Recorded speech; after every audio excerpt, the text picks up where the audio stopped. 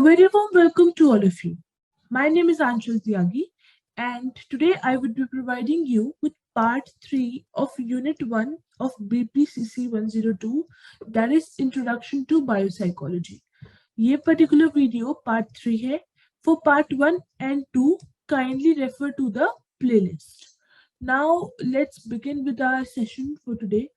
So this particular session is an amazing and interactive, productive session. If you find it so, do subscribe, like, and share. And Sida, let's jump up to our content. So today we would be focusing on very important terms जो आपको throughout the further unit में help होने वाला है. Part 4 and Part 3 में इन terms का बहुत use है. I would recommend कि आप इनको अच्छी तरह समझें और इनके pointers note down भी कर लें. Okay. Then we would be studying about electrical stimulation, then chemical stimulation, and then stereotaxic lesion. Okay, so these are the 4 columns we would be covering for today, and the rest, the bacha hua part would be in the part 4. So let's get started with the very first thing. कि सबसे पहले कुछ terms हमने इनमें से part 1 में और part 2 में भी कवर की होंगी, but to create a fluency in the content I have again added some these terms जो कि आगे वाली पार्ट्स में और अब जो हम पढ़ने वाले हैं उसमें बहुत इंपॉर्टेंट है. सो फर्स्ट ऑफ ऑल हम समझेंगे कि लेजेंड्स क्या होते हैं, then what is radioactive drug, then action potential क्या होता है, एब्लेशन क्या होता है, मेटाबॉलिक एक्टिविटी या मेटाबॉलिज्म होता क्या है और ये ब्रेन के अंदर भी कैसे होता है ये भी हम देखेंगे. Then we would be also focusing on nerve versus tracts. तो ये कुछ इंपॉर्टेंट टर्म्स है, पहले हम इनको क्लियर करेंगे और फिर हम नेक्स्ट मेन कॉन्सेप्ट्स की तरफ आगे बढ़ेंगे. So the very first thing is lesion. कि लेजन क्या होता है. तो see, a lesion is any damage or abnormal change in the tissue of an organism, usually caused by disease or trauma. Lesion is derived from Latin lesio, that is injury. Lesions may occur in plants as well as animals. अब क्या हमें चीज ध्यान रखनी है, क्योंकि हम सब कुछ ब्रेन के कॉन्टेक्स्ट में पढ़ने वाले हैं, तो मैंने फिगर्स भी उसी हिसाब से दी है कि लेजेंड्स होते क्या है. सो सी, लेजेंड्स ना एक तरीके से कोई भी डैमेज हो सकता है या कोई भी चेंज जो हमारे टिश्यूज में आए ऑर्गन के. मान लीजिए हम ब्रेन की बात करते हैं तो ब्रेन के जो टिश्यूज में चेंज आता है, जैसे हम यहाँ पे फोटोग्राफ में देख सकते हैं कि पहले यहाँ पे नॉर्मल था, फिर एक चेंज हमें देखने को मिला है कि यहाँ पे कुछ ना कुछ डेवलपमेंट हो रही है, राइट. कुछ ना कुछ डैमेज होता जा रहा है, तो इसको हम लेजन बोलते हैं. ठीक है. तो लेजन जो है टिश्यूज में होता है ऑर्गेनिज्म के अंदर, और ये किसी कभी ना कभी या तो हम कोई स्टडी करने के लिए अगर हम ब्रेन को एनालाइज करना चाहते हैं तो लेजेंड्स हम बनाते भी हैं उस सरफेस के ऊपर या उन टिश्यूज के अंदर, या फिर मेजरली जो लेजेंड्स होते हैं they are basically caused by a disease और ट्रोमा. ठीक है, कोई डिजीज हो गई या ट्रोमा की वजह से लेजेंड्स डेवलप होते हैं ऑर्गेनिज्म के अंदर, उनके ऑर्गन्स के टिश्यू के अंदर. ठीक है. सो लेजेंड जो है, जो वर्ड है वो लेटिन भाषा लेजियो से डिराइव हुआ है, जिसका मीनिंग है इंजरी. इंजरी मतलब चोट पहुंचना. ठीक है. सो लेजेंड का मतलब एक डैमेज हो सकता है या फिर कोई भी एबनॉर्मल चेंज जो कि टिश्यूज में देखने को मिलता है. लेजेंड्स जो है आपके प्लांट्स में भी डेवलप हो सकते हैं और एनिमल्स में भी हो सकते हैं. ठीक है. तो ये हमारा मेन मुद्दा था. Now let's move to second term जो हमें समझनी है आगे की कॉन्टेक्स्ट को तैयार करने के लिए, तो है रेडियो एक्टिव ड्रग. कि रेडियो एक्टिव ड्रग की कुछ ऐसी फोटोग्राफ्स होती है. सो रेडियो एक्टिव ड्रग जो है is a drug that contains a radioactive substance that is used to diagnose और ट्रीट डिजीज इंक्लूडिंग कैंसर. एक तरीके का ये एक सब्सटेंस होता है, एक दवाई की तरह यूज होता है, that is basically use to, जिसे कि आप डायग्नोस कर पाए। डायग्नोस मतलब कि आप आइडेंटिफाई कर पाए और आप ट्रीट भी कर पाए। लाइक अगर आपको कोई बीमारी हुई है, इंक्लूडिंग कैंसर भी, इन रेडियो एक्टिव ड्रग्स को ठीक हो जाता है। ठीक है, सो एक तरीके से आपको ट्रीट करने के लिए और डायग्नोस करने के लिए किसी भी डिजीज को radioactive drugs are very important. So let's move to next term जो आपको पता होनी चाहिए, that is action potential. Action potential क्या होता है ये भी हम देखते हैं। तो एक्शन पोटेंशियल जो होता है is a sudden, is defined as a sudden, sudden मतलब एकदम से, फास्ट, ट्रांजिटरी एंड प्रोपोगेटिंग, बहुत ही तेजी से एक जगह से दूसरी जगह तक प्रोपोगेट करता है, change of resting membrane potential. मतलब कि आपकी जो नर्व थी ना, वो रेस्ट पे थी और एकदम से वो वर्क पे लग जाती है। मतलब कि उसके अंदर से इंफॉर्मेशन जो है, एक एक न्यूरॉन से, ये जो है आप जो है इसको समझने के लिए आप पार्ट 1 देखना यूनिट 2 का, जो कि पोस्टेड है प्लेलिस्ट के अंदर। प्लेलिस्ट का नाम है BPCC 102। आपको सब समझ में आ जाएगा, क्योंकि अभी मैं इस पर्टिकुलर डायग्राम को नहीं समझा पाऊंगी उस हिसाब से। You need to like watch that particular part and you can continue with this. So action potential क्या होता है कि एक तरीके से एक सेल के अंदर से जब इंफॉर्मेशन दूसरे सेल तक जाती है तो उसको हम एक्शन पोटेंशियल कहते हैं। तो ये बहुत ही सडन होता है, फास्ट होता है, ट्रांजिटरी होता है, प्रोपोगेटरी होता है। ठीक है, only neurons and muscle cells are capable of generating an action potential। जो एक्शन पोटेंशियल होता है ना, या तो वो न्यूरॉन्स न्यूरॉन्स इनको कहते हैं, और जो मसल सेल्स होते हैं, जो मसल्स के अंदर सेल होते हैं, वो ही एक्शन पोटेंशियल को डेवलप कर पाते हैं। और इस प्रॉपर्टी को कहते हैं एक्साइटेबिलिटी। ठीक है, तो एक्शन पोटेंशियल क्या होता है ये आपको पता होना चाहिए। बेसिकली जब आपका जो इंफॉर्मेशन है या आपकी जो मैसेजेस है, न्यूरल मैसेजेस है या न्यूरल करंट्स है, वो एक सेल से दूसरे सेल तक जाते हैं, तो इस पर्टिकुलर फिनोमेना को कहते हैं एक्शन पोटेंशियल। ठीक है, पहले ये जो न्यूरॉन है या ये जो मसल का सेल है, ये रेस्ट पे था, ये कोई भी ट्रांसपोर्टेशन नहीं कर रहा था मैसेजेस की, इंफॉर्मेशन की, एकदम से इट जस्ट डू दैट, तो उसको हम कहते हैं एक्शन पोटेंशियल। ठीक है, so let's move to our next term which is, just a second, ablation. कि एब्लेशन क्या होता है। एब्लेशन मेथड हमने प्रीवियस यूनिट्स में वैसे बहुत ही डिटेल में पढ़ा है, बस यहाँ पे आपको रिकैप दे देती हूँ कि एब्लेशन इज रिमूवल और destruction of something from an object by, basically कोई आपका, जैसे हम ब्रेन के कॉन्टेक्स्ट में पढ़ने वाले हैं, तो क्या होता है कि ब्रेन का एक पर्टिकुलर एरिया को ना रिमूव कर देते हैं, लाइक वहां से हटा देते हैं। ठीक है, इसको हम अलग अलग मतलब चीजों से, सोर्सेस से करते हैं इस पर्टिकुलर प्रोसेस को। तो वेपोराइजेशन हो गया, चिपिंग हो गया, इरोसिव प्रोसेस हो गया, या और भी कोई चीज, इसको हम सर्जरी से कर सकते हैं, हॉर्मोन्स की वजह से कर सकते हैं, ड्रग्स, रेडियो फ्रिक्वेंसी, हीट, और कोई भी मेथड। ठीक है, तो इसकी वजह से क्या होता है, हम थोड़ा सा जो ऊपर का हिस्सा है या पर्टिकुलरली हमें कोई हिस्सा लाइक रिमूव करना है, तो उसको रिमूव कर देते हैं, डिस्ट्रॉय कर देते हैं for the studies and all those things. ठीक है, तो इसको कहते हैं एपिलेशन। एपिलेशन के बाद आई गेस नेक्स्ट टर्म है हमारी मेटाबॉलिज्म। कि मेटाबॉलिज्म क्या होती है। सो मेटाबॉलिज्म हमने लाइक बचपन से पढ़ते भी आ रहे हैं कि metabolism is like a process by which body जो होती है वो कन्वर्ट करती है what you eat and drink into energy. Basically जो भी आप फूड आइटम खाते हो उसको ब्रेक डाउन कर देती है, it is break down it into energy. Energy का है ADP इंटू ATP, लास्ट में आपका ATP जनरेट होता है। आपको इतना डीप में नहीं जाना कि कैसे क्या होता है मेटाबॉलिज्म में, बस आपको समझना है कि मेटाबॉलिज्म का मतलब एक तरीके का प्रोसेस होता है, लाइक जो हमारी बॉडी में भी होता है, जिसके अंदर आप जो फूड खाते हैं उस फूड से उसको तोड़ तोड़ कर आप एनर्जी जनरेट करते हैं अपनी बॉडी के अंदर, राइट।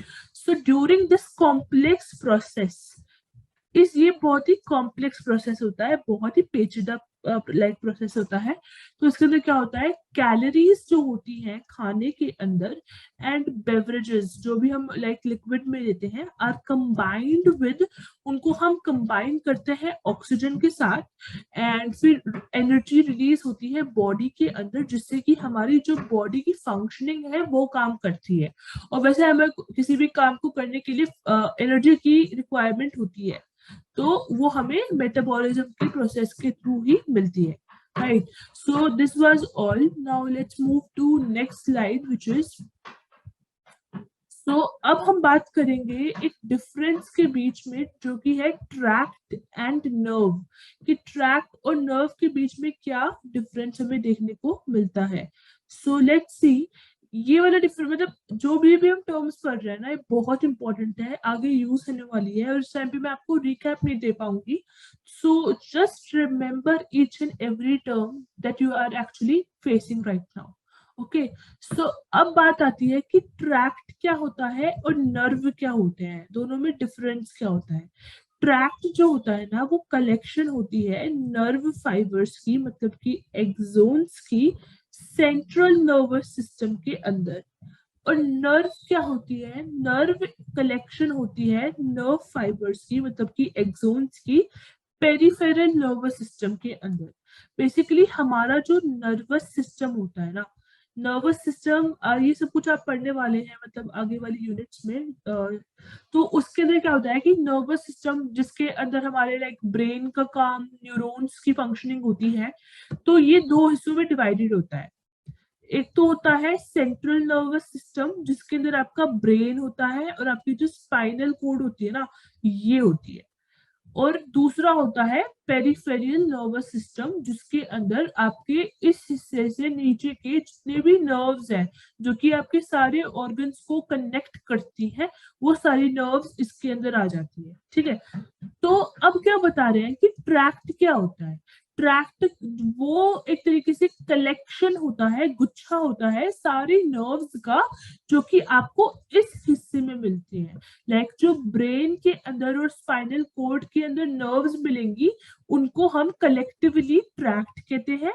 और नर्व्स जो होती हैं वो भी कलेक्शन होती है नर्व फाइबर्स या फिर एक्सोन्स की ही, पर पेरिफेरियल सिस्टम के अंदर, ठीक है। तो जब हम बात करते हैं नर्व की, तो हम गुच्छे की बात करते हैं नर्व फाइबर्स की इन दिस पर्टिकुलर ढांचा। लाइक ये पूरे नीचे तक का जो ढांचा है, इसमें जितनी भी नर्व्स होंगी वो सारी, लाइक जो जितनी भी फाइबर्स होंगे, नर्व फाइबर्स होंगे, वो सारे नर्व्स के अंदर आएंगे।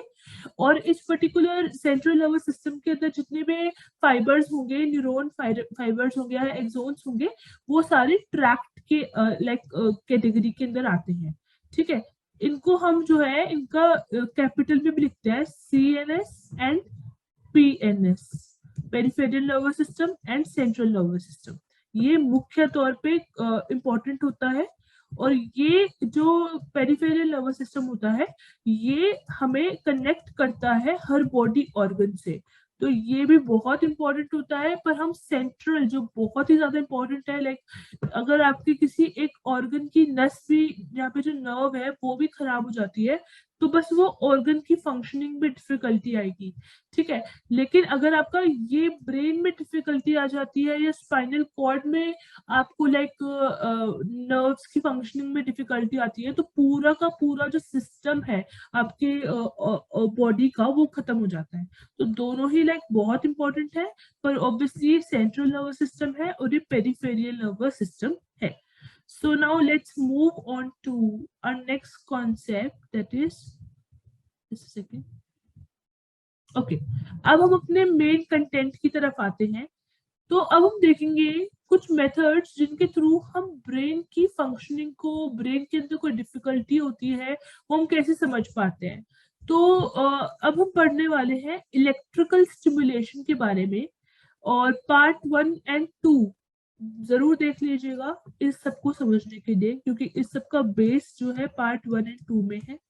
तो ये पार्ट 3 है, ये एडवांस होगा, आपको कुछ टर्म्स नहीं समझ में आएंगे बिकॉज आपने वो नहीं देखा है, तो please go and view that first. So electrical stimulation क्या होता है ये देखते हैं। तो इलेक्ट्रिकल स्टिमुलेशन शब्द से ही आपको समझ में आ रहा होगा कि यहाँ पे इलेक्ट्रिसिटी का यूज होने वाला है। सो इलेक्ट्रिकल स्टिमुलेशन में क्या होता है कि जैसे सेकेंड कि जो ब्रेन होता है ना, उसको हम इलेक्ट्रिकली स्टिमुलेट करते हैं। स्टिमुलेट करना मतलब कि ट्रिगर करना, मतलब कि उसको एक तरीके से वर्किंग में लेके आना या फिर उसको एक्टिवेट करना। ठीक है, तो इलेक्ट्रिकली स्टिमुलेट करते हैं और फिर हम समझते हैं कि what is the working of neural system, पूरे के पूरे न्यूरल सिस्टम की वर्किंग क्या है। तो इसके लिए हम क्या करते हैं, जो भी हमारा रेस्टिंग मेम्ब्रेन पोटेंशियल होता है, मतलब कि जो हमारी रेस्ट पे जो नर्व्स होती हैं, ठीक है, अभी ये नर्व रेस्ट पे है, उसको इलेक्ट्रिकल स्टिमुलेशन देंगे, एक तरीके से उसको ट्रिगर करेंगे और उसको मतलब जागरूक करेंगे, और फिर उसकी वजह से एक्शन पोटेंशियल जो हमने स्टार्टिंग में पढ़ा था वो डेवलप हो जाता है। नर्व जो है काम करने लग जाती है एकदम से रैपिडली, आपका जो इंफॉर्मेशन है वो पास ऑन होने लग जाता है नर्व्स के अंदर से। तो ये जो चेंज है जिससे आप देख पा रहे हैं कि नर्व जो है रेस्ट पे थी, वो कुछ नहीं कर रही थी, और फिर वो एक्शन पोटेंशियल के अंदर चली जाती है, तो ये इलेक्ट्रिकल स्टिमुलेशन की वजह से होता है। ठीक है, और जब हम इलेक्ट्रिकल स्टिमुलेशन देते हैं तो हमें जो है बिहेवियरल चेंज देखने को मिलता है लाइक ऑर्गेनिज्म के अंदर। ठीक है, और with respect to stimulated part of the brain, brain के जिस हिस्से में आपने इलेक्ट्रिकल स्टिमुलेशन दी है उस हिस्से के हिसाब से, उस हिस्से में जो चेंजेस आए उसकी वजह से आपके बिहेवियरल चेंजेस भी देखने को मिलते हैं, उनको हम रिकॉर्ड कर लेते हैं, वी रिकॉर्ड देम, और वहां से हम न्यूरल फंक्शनिंग को समझने की कोशिश करते हैं। So this was like about electrical stimulation. So कुछ ये फोटोग्राफ्स हैं कि कैसे आपके ब्रेन के स्पेसिफिक हिस्सों को लाइक इलेक्ट्रिकल करंट्स वगैरह देके इलेक्ट्रिकली स्टिमुलेट करके उनकी फंक्शनिंग को समझा जाता है। एंड अब जो है इस पर्टिकुलर काम को करने के लिए हमें डिवाइसेस की यूज पड़ती है, तो हमें इलेक्ट्रोड्स की यूज पड़ती है। लाइक जो भी हमने देखा कि ब्रेन के ऊपर जो वायर्स का सेटअप तैयार किया जाता है, ऑल ओवर जो वायर्स आपके ब्रेन के ऊपर लगाए जाते हैं, तो उसके वो इलेक्ट्रोड से बने होते हैं। तो दो तरीके के इलेक्ट्रोड्स यूज होते हैं, the very first is micro electrodes and the second is macro electrodes. तो माइक्रो इलेक्ट्रोड्स जो होते हैं, माइक्रो मतलब कि स्मॉल होता है एंड मैक्रो मतलब कि बिग होता है। तो माइक्रो मतलब कि माइक्रो इलेक्ट्रोड्स के अंदर आपके फाइन फाइन मतलब बहुत ही बारीक मेटल वायर्स आते हैं। These basically electrically stimulates the nerves. ये नर्व्स को इलेक्ट्रिकली स्टिमुलेट करने के लिए यूज होते हैं। दूसरी तरफ जो हमारे मैक्रो इलेक्ट्रोड्स होते हैं, ये स्टील वायर्स होते हैं और ये थोड़े बड़े होते हैं as compare to microelectrodes. ये हम जो है स्कैल्प जो है, जो आपका ऊपर का लाइक स्कैल्प है जहाँ पे बाल उगते हैं, तो स्कैल्प के ऊपर ये जो है अटैच किए जाते हैं या ब्रेन के अंदर अटैच किए जाते हैं। ठीक है, tracts are the large number of nerves. तो इन पर्टिकुलर माइक्रो इलेक्ट्रोड्स के यूज से हम फंक्शनिंग रिकॉर्ड करते हैं ट्रैक्ट्स की। नर्व्स क्या होते हैं और ट्रैक्ट्स क्या होते हैं ये हमने पहले वाली स्लाइड्स में देखा है। तो माइक्रो इलेक्ट्रोड्स की यूज से हम नर्व्स को स्टिमुलेट करते हैं और मैक्रो इलेक्ट्रोड्स के यूज से हम ट्रैक्ट्स को लाइक स्टिमुलेट करते हैं। ठीक है, ये फाइन मेटल वायर्स होते हैं और ये स्टील के वायर्स होते हैं। इनको हम स्कैल्प के ऊपर लगाते हैं या ब्रेन के अंदर लगाए जाते हैं। ठीक है, तो ये था कि इलेक्ट्रोड्स का यूज कैसे होता है as per the requirement and कौन कौन से इलेक्ट्रोड्स हमारे पास होते हैं। ठीक है, अब हमने लाइक वायर्स अटैच कर दिए, अब उनको रिकॉर्ड हमने कर दिया। तो रिकॉर्डिंग जो है दो तरीके की होती है, या तो आप क्रोनिक रिकॉर्डिंग करते हैं या फिर आप एक्यूट रिकॉर्डिंग करते हैं। क्रोनिक रिकॉर्डिंग में क्या होता है, it is done when patient is recovering from surgery. Chronic recording तब की जाती है जब आपका पेशेंट जो है एक सर्जरी के बाद रिकवर कर रहा है, तब आप उसको ये पर्टिकुलर लाइक डायग्नोसिस करते हैं, रिकॉर्ड करते हैं। एक्यूट रिकॉर्डिंग क्या होती है, it is done when study of nerve pathway और इंफॉर्मेशन और लोकेशन इज फोकस। मतलब कि इसमें हमारा फोकस ही ये है कि हमें नर्व के पाथवे, मतलब नर्व कहाँ से जा रही है पूरी बॉडी में, उसकी लोकेशन क्या है और वो कैसे काम करती है, जब हमें ये सब कुछ समझना होता है तब हम एक्यूट रिकॉर्डिंग करते हैं। ठीक है, मतलब स्पेसिफिकली हम इसको तब यूज करेंगे जब हमें नर्व के बारे में जानना होगा। मतलब इसके लिए हम स्पेसिफिकली पूरा सेटअप लगाएंगे, पेशेंट को मतलब बुलाएंगे, सब कुछ करेंगे। पर क्रोनिक में क्या होता है, ये साथ के साथ हो जाता है, जब पेशेंट रिकवर कर रहा है उसके साथ में हम इसको बेसिकली इस पर्टिकुलर रिकॉर्डिंग को, इस पर्टिकुलर इलेक्ट्रिकल स्टिमुलेशन मेथड को यूज कर लेते हैं। तो रिकॉर्डिंग तो हो गई, दो तरीके की रिकॉर्डिंग होती है। पर ये डिस्प्ले कहाँ पे होती है, मतलब कि इसको हम प्रेजेंट कहाँ पे करते हैं, विजुअलाइज कहाँ पे करते हैं, कैसे देख पाते हैं कि हो क्या रहा है, राइट। तो हम रिकॉर्डिंग को डिस्प्ले कर पाते हैं तीन चीजों के ऊपर। पहला तो है ओसिलोस्कोप के ऊपर, फिर है इंक राइटिंग ओसिलोस्कोप, या फिर कंप्यूटर के ऊपर। तीन डिवाइसेस को यूज करके हम रिकॉर्डिंग को देख पाते हैं, विजुअलाइज कर पाते हैं। ठीक है, अब हम एक एक को लाइक समझेंगे कि कौन से डिवाइस के ऊपर कैसे हमें देखने को मिलता है। तो पहला आता है ओसिलोस्कोप। तो ओसिलोस्कोप क्या करता है, it displace electrical recording per unit time using cathode tube. Anode और कैथोड ट्यूब्स भी होती हैं। इतना डेप्थ में आपको जाने की जरूरत नहीं है as per the like syllabus और द कंटेंट ऑफ इग्नू। तो आपको इतना बता दिया जाएगा कि ओसिलोस्कोप क्या करता है, ये डिस्प्ले करता है, ये दिखाता है अपने ऊपर recording, electrical recording per unit time. मतलब हर एक मिनट के अंदर कितनी रिकॉर्डिंग है, हर एक सेकंड के अंदर कितनी है, 1 आवर के अंदर कितनी हुई, हर चीज दिखाता है यूजिंग कैथोड ट्यूब।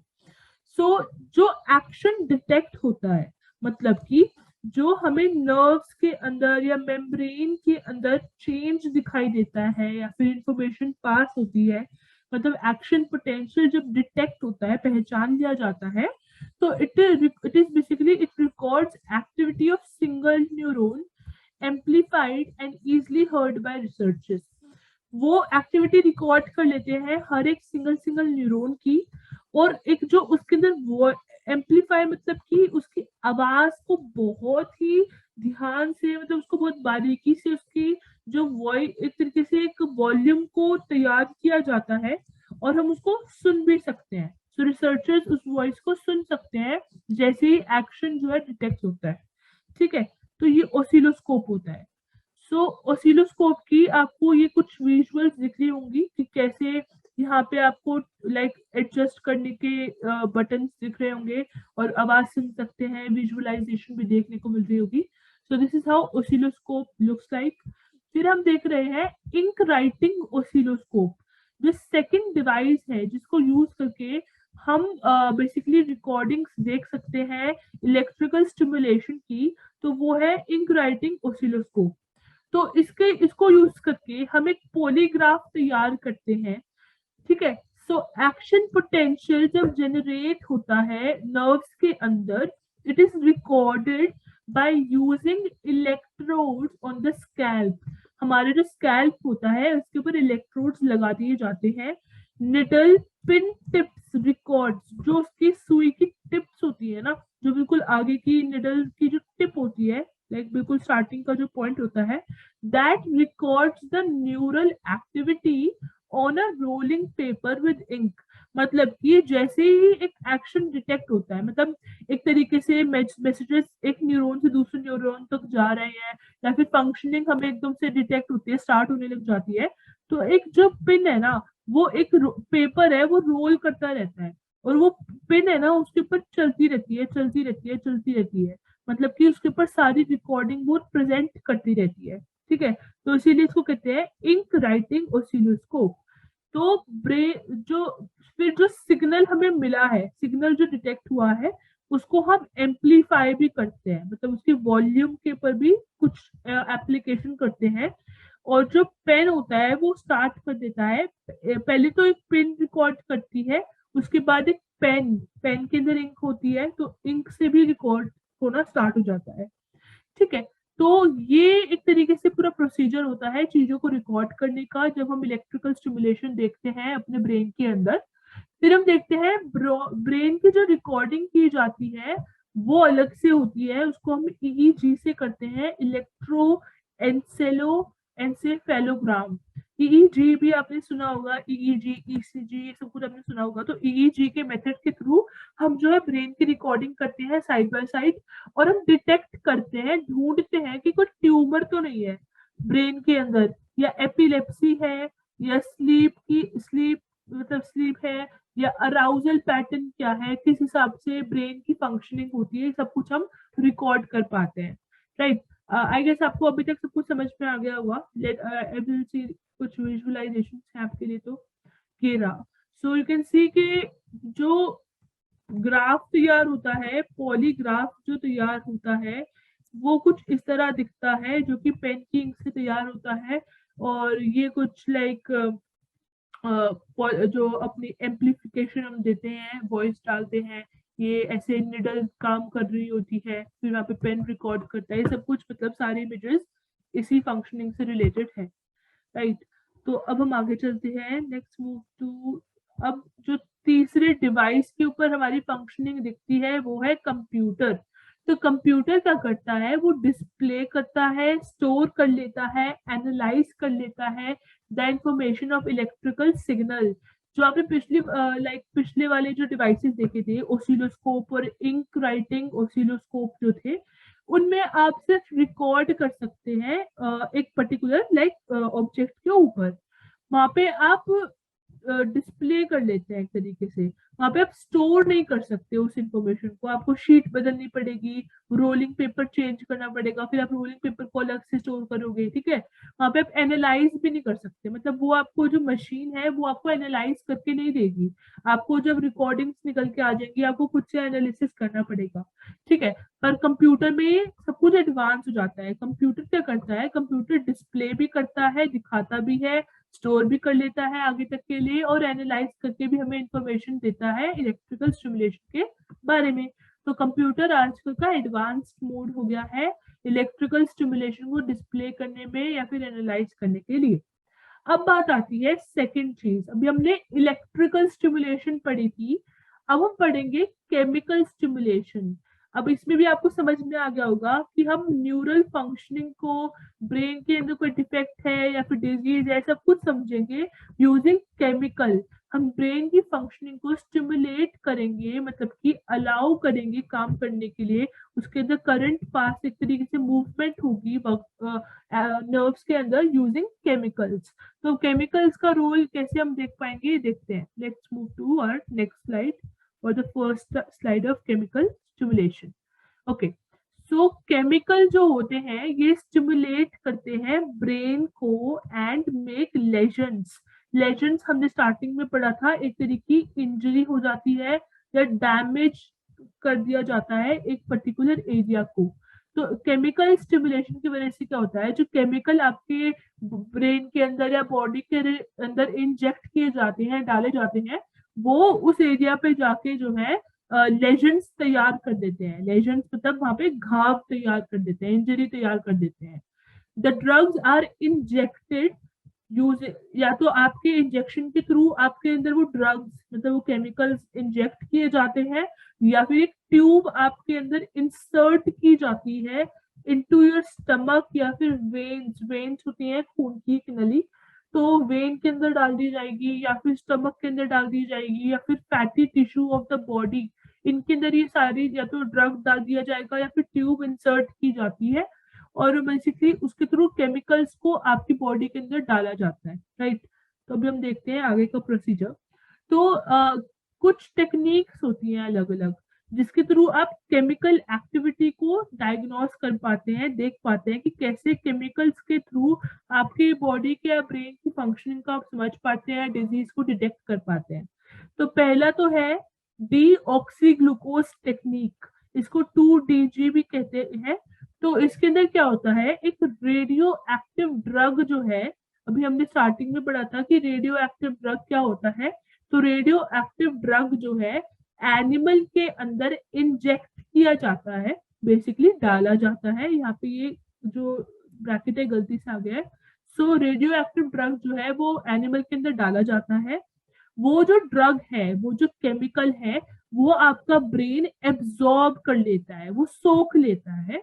और फिर क्या होता है, एनिमल को मारा जाता है, ब्रेन को बाहर निकाला जाता है और ब्रेन को स्लाइस कर दिया जाता है, मतलब पतले पतले उसमें काट दिया जाता है।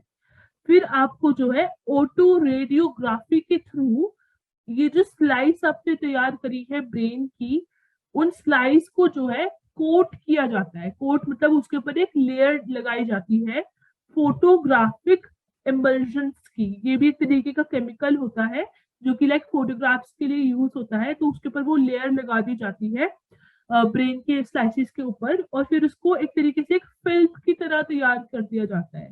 बेसिकली फिल्म जो होती है एक तरीके से फोटोग्राफ को लाइक जब हम देख रहे होते हैं, तैयार कर रहे होते हैं फोटोग्राफ को, तो हम उसको एक सॉल्यूशन में डिप करते हैं और लटका के रख देते हैं रेड लाइट के अंदर। आपने मूवीज वगैरह में देखा होगा।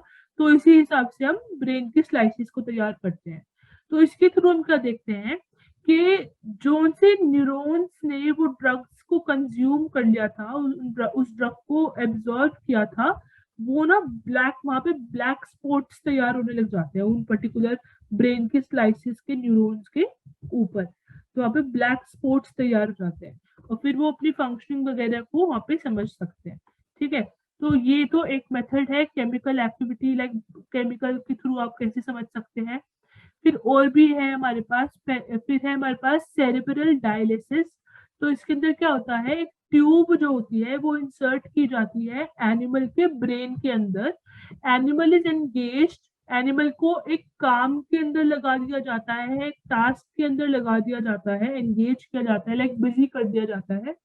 एंड न्यूरोकेमिकल्स जो है वो रिलीज किए जाते हैं ट्यूब के थ्रू एनिमल के ब्रेन के अंदर, जब एनिमल जो है एक्टिवेटेड है, वो कोई काम में लगा हुआ है।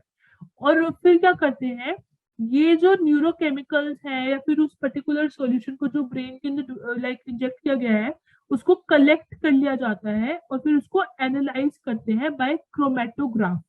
ठीक है। आपको सिर्फ इतना जानना इंपॉर्टेंट है कि ये बेसिक प्रोसीजर होता है सेरेब्रल डायलिसिस के अंदर। फिर आता है इन वीवो वोल्टामेट्री।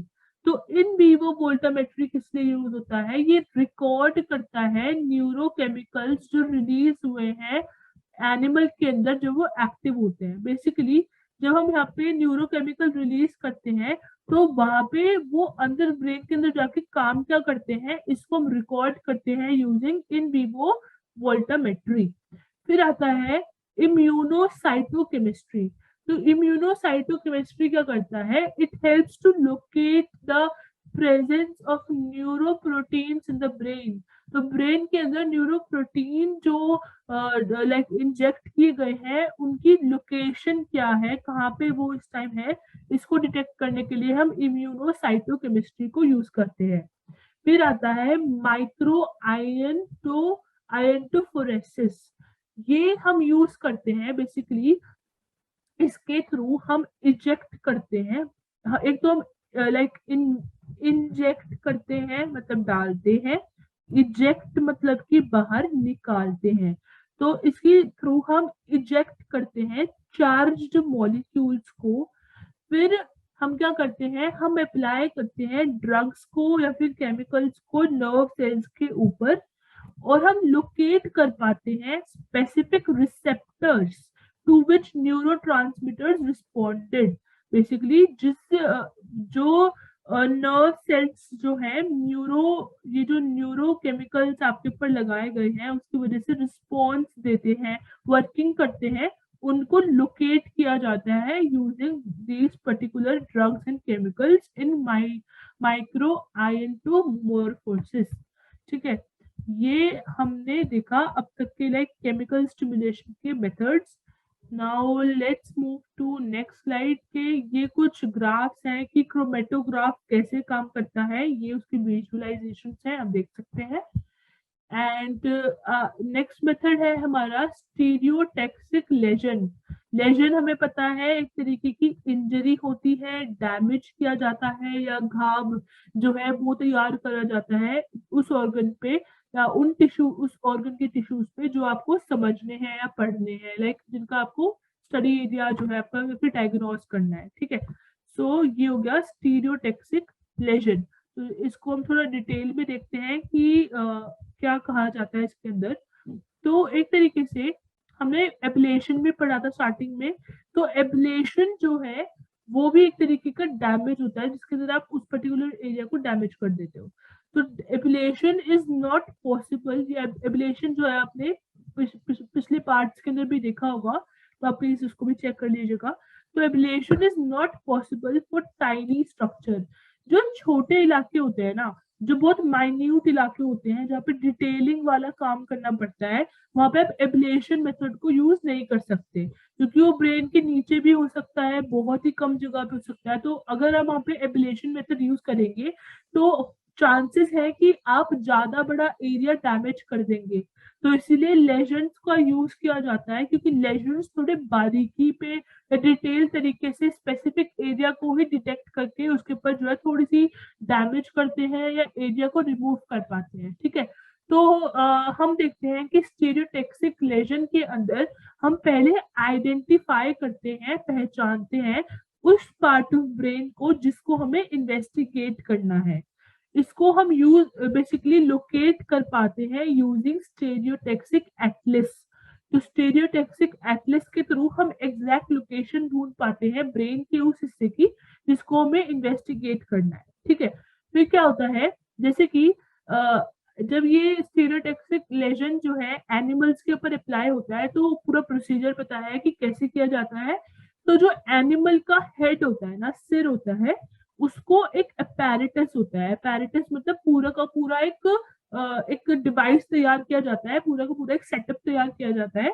उसके अंदर एनिमल का हेड को रखा जाता है, सिर को रखा जाता है, और इलेक्ट्रोड होल्डर जो है उसके basically inserts electrode into the brain. जो इलेक्ट्रोड होल्डर है वो इलेक्ट्रोड्स को ब्रेन के अंदर डालते हैं एनिमल के।